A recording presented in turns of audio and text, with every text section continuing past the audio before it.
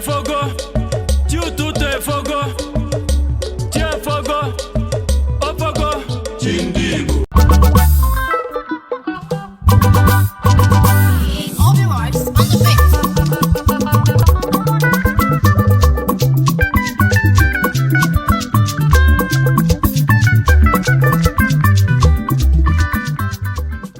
Igbo bụ Igbo ndewonu. Aha m bụ Chinwe Ebili, onye nta akụkọ Chi ndị Igbo. Chi ndị Igbo awasila na Abia State Town Union Association Lagos branch nke na-eweta unu launching ha of 100 million naira gbasara rehabilitation ndị youth ha dị iche iche. Bịakwa n'ọnụ ya gị launchikwa the customized women uniform n'ọkwa gị nyekwe award to the indigenous sons and daughters na-eme ihe dị iche na-enye ndị Abia steeti obiọma. Ngwanụ anyị ga-abịa baa n'ime ihe dị iche ndị Abia State Women Lagos branch nwere izu ụwa niile.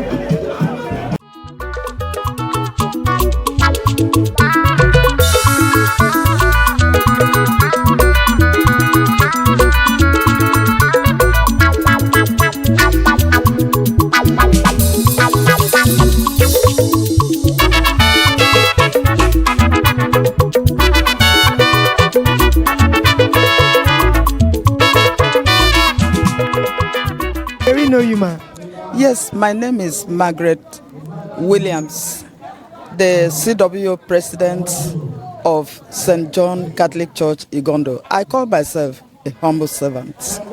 Great. Okay, ma, what brought you here today?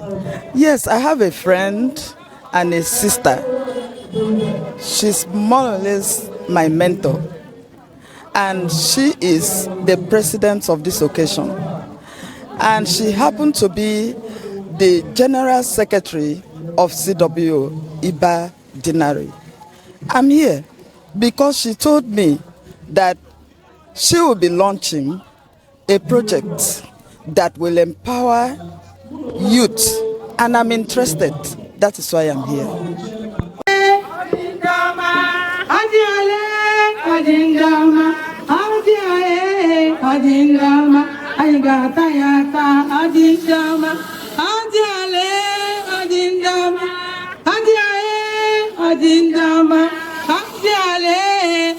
ndị ọma a ga-akpa ata ya ata ọjị ndị ọma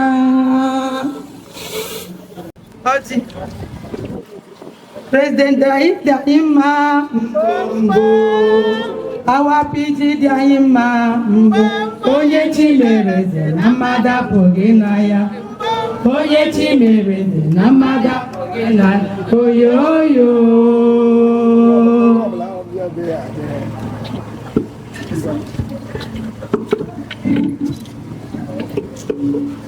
Abia nke mbụ inyom Abia steeti onye ahala nwanne ya anị inyom Abia steeti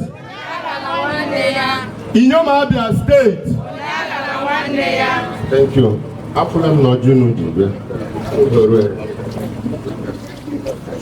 Nigeria kwezi unu ọjị eruola m aka eji m ohere a ndị ewere otu mkpụrụ ọjị nwekwana ọjị hand over to the MC so that ka anyị nwee ike ime ọsịsọ ka ọ gaa gburugburu eji m 50,000 were ọjị a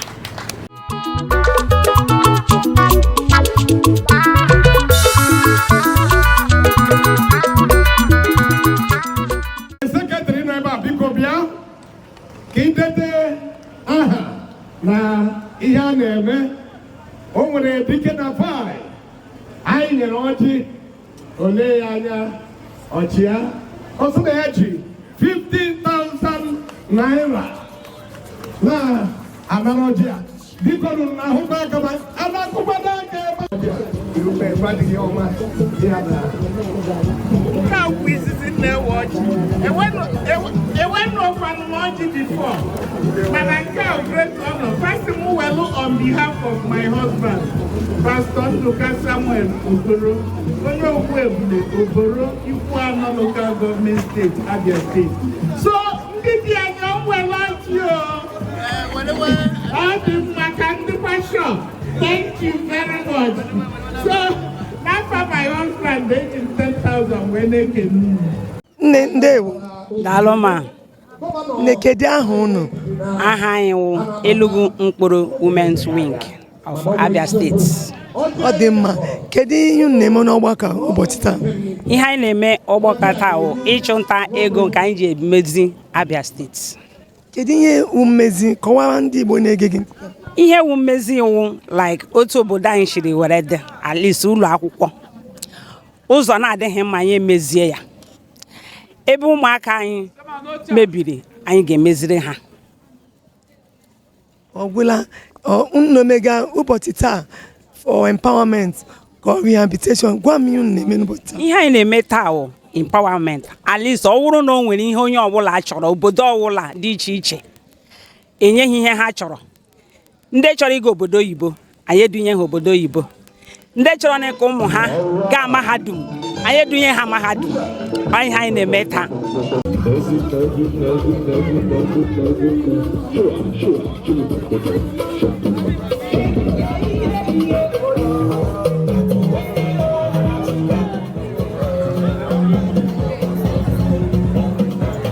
nne ndewo nne gwana ya onye Igbo afa m bụ nwada Mrs. Chinyere Eze nne ka ihe na-eme n'ụbọchị taa na ikike ha dị iche ihe na-eme n'ụbọchị anụwa is that I was invited by the Abia State Women President based on a tight relationship I have with her. So, and being that their purpose of gathering today is something of a great interest, they are launching the Habilitation Center where they will empower the youth and train them and encourage them and give them, advice to live a good life.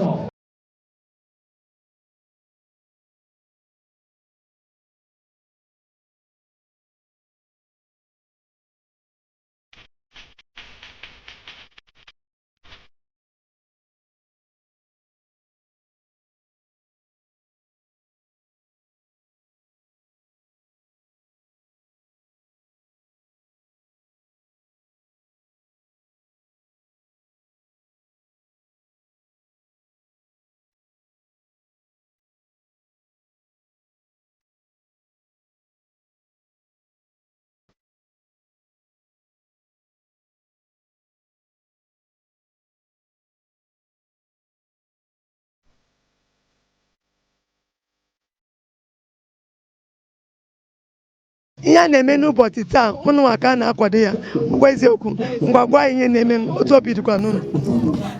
Ndị nne anyị ụbọchị taa ha na-eme launching 100 million naira iji sọpọtụ anyị nwa bụ ụmụ ha ma ụmụ ntorobịa ma ụmụ agbọghọbịa ka anyị nwee ike na-eme ọfụma n'ihe obere niile anyị na-eme.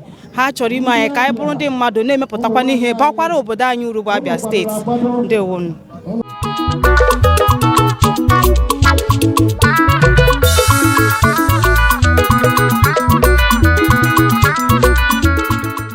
Also, Matrons Award in appreciation, recognition of your valuable and esteemed contribution in Asda Women's Wing.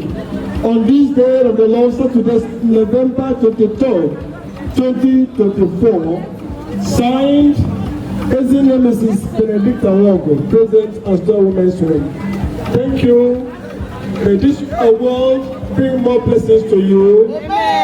May encourage you to do more. Amen. And prolong the life of this association. Yes. In Jesus' name. Amen. 100,000 naira. Wow. Guys, good, the children are here. Okay, on behalf of my brothers and I, we support her with the sum of 200,000. That's great. Abịara m ebe a nwunye gọvanọ Abia steeti ọ nwunye nwanne m ọnụụgụ ndị Abia Osodieme nne ndị Igbo ọ sị m bịa represent ya bịa nọchite anya ya ọ ya ka m bịara ihe a ọ nọghị ya ọ gara ịnọkwa ebe a ya na di ya gara Amerịka maka ọdịmma ndị Abia ọ sị ndị Abia nọchite anya ya ka m bịara ihe a and otu m bịara ebe a ihe na-eme ebe a juru m anya ọ dị m ụtọ ha agbalịala ụmụ nwaanyị Abia na-agbalị n'ihi na ihe ọbụla a na-eme n'Abia steeti ha na-abịakwa. Yes, ihe mere obi ji dị m ụtọ n'ụbọchị nke taa bụ o nweghị ihe na-atọ ụtọ ka ị na-eme ihe chee na ndị mmadụ anaghị ahụ gị ya bụrụ na o nwee ndị na-ahụ gị maka na ihe mere taa. So otu a enyere m award a ndị bịara nye m award a bụrụ ebe m si my root is an honor. This is Abia State Town Union Association Women Wing. Recognized m ọsọ m bụ onye Abia. So ma o nweghị nke ahụ ọ na-atọ m ụtọ na akpọwa ndị Abia na a ga-eso kpọọ m. Ọgbakọ a bụ ọgbakọ obi dị m ụtọ nke ukwuu. Abia steeti ọwụrọ village, ọwụrọ town, Owe steeti na Nigeria. So obi dị m ụtọ na ụmụ nwanyị ndị Abia nwee ọgbakọ dị ka nke a ebe ha ga-akpọkọ ụmụ nwanyị, ụmụ nwoke, ụmụaka ka ha gbakọọ ọnụ ka ekwu okwu maka ọganiru Abia steeti. So obi dị m ụtọ. Obi dịkwa m ụtọ na award enyere di m maka ihe ọma dị iche iche nke ọ na-eme mana town ya mana steeti ya ebe ọwụla Igbo akpọrọ Igbo ị ga-ahụrịrị ya ihe ọma ọ na-eme ebe ahụ. Obi dị m ụtọ.